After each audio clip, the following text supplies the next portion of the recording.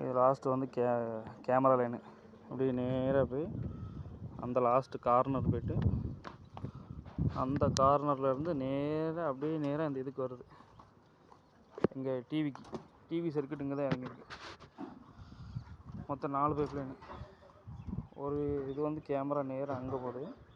இது வந்து cable, TV கேபிளுக்கு அந்த சைடில் ரேஸ் பண்ணி விட்ருக்கு. சென்டரில் தூக்காண்டான்னு சொல்லிட்டு சைடில் ரேஸ் பண்ணியிருக்கு. இன்னும் 2 இது வந்து ஹோம் தேட்டர். அந்த 2 இதுவும் ஹோம் தேட்டர் லைனு.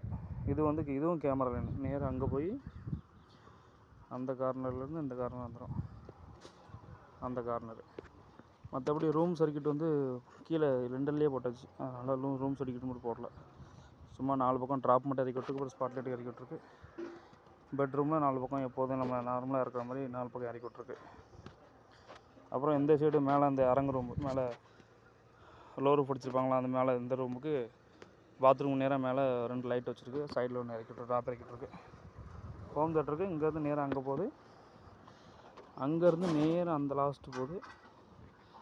அதேமாதிரி இங்கேருந்து நேராக அங்கே போயிட்டுனா இங்கேருந்து இது ஹாலில் 3 சென்டரில் ஒரு ஊக்கு வைக்கணும். இதில் ஒரு ஊக்கு மட்டும் வைக்கணும்.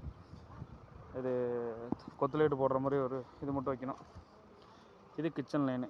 கிச்சனில் இதில் தான் அடுப்பு ஸ்லாப் போடுறோம். அதுக்கு நேராக ஒரு ஸ்பாட் லைட்னு வச்சுருக்கு. அப்புறம் இது அவ்வளோதான். இது பெட்ரூம் ஸ்லாப் கழிச்சு சென்டர் பண்ணி ஃபேன் பாக்ஸ் வச்சுருக்கு.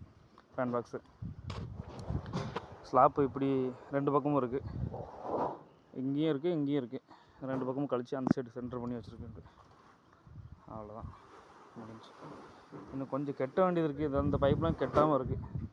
இந்த கேமரா பைப்பு இந்த ஸ்பாட் லைட்லாம் கெட்டாமல் இருக்குது. அதை மட்டும் கட்டினா எங்கள் வேலை கம்ப்ளீட் ஆயிரும்.